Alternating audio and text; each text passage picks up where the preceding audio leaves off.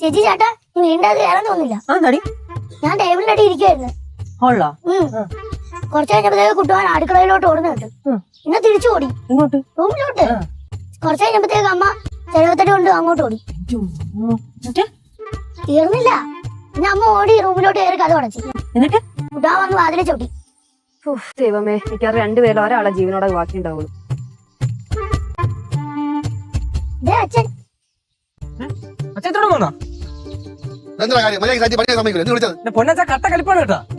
ചേട്ടാ കാര്യം നമുക്ക് പറഞ്ഞൂടാ, ഭയങ്കര പ്രശ്നമാണ്. ഞങ്ങൾ അച്ഛൻ വരാൻ വേണ്ടി വെയിറ്റ് ചെയ്യായിരുന്നു. ചെലവത്തടിയും വെട്ടത്തേക്ക് എടുത്ത് തുടങ്ങി. ആണാ എന്നാ പിന്നെ രണ്ടിലൊന്നും അറിഞ്ഞിട്ടുണ്ട കാര്യം. ഞാൻ ഞാൻ നിങ്ങോട്ട് വരൂല. പിന്നെ ഞാൻ ഇപ്പൊ അതിന്റെ ഇടയിൽ കൂടെ എനിക്ക് വെട്ട് കിട്ടാനാ. ഒന്നാമത് ഇപ്പൊ വഴിയെ പോണ തലവിടെ ഒന്നും അച്ഛനും കൂടെ ഒന്ന് ഇടപെടുവാണെങ്കിൽ നമുക്ക് ഈ പ്രശ്നം സോൾവ് ചെയ്യാം. അച്ഛനെ നല്ല പേടിയുണ്ട്. അച്ഛൻ മുമ്പേ ഉണ്ടെങ്കിൽ രണ്ടുപേരും ഒതുക്കുന്നേരം ഞങ്ങളേക്ക്. സത്യം പറയാലോ, ചേട്ടൻ വന്നപ്പോഴാണ് കുറച്ച് സമാധാനമായത്. അച്ഛനും ദേഷ്യമൊന്നും ആർക്കും പിടിക്കാൻ പറ്റൂല.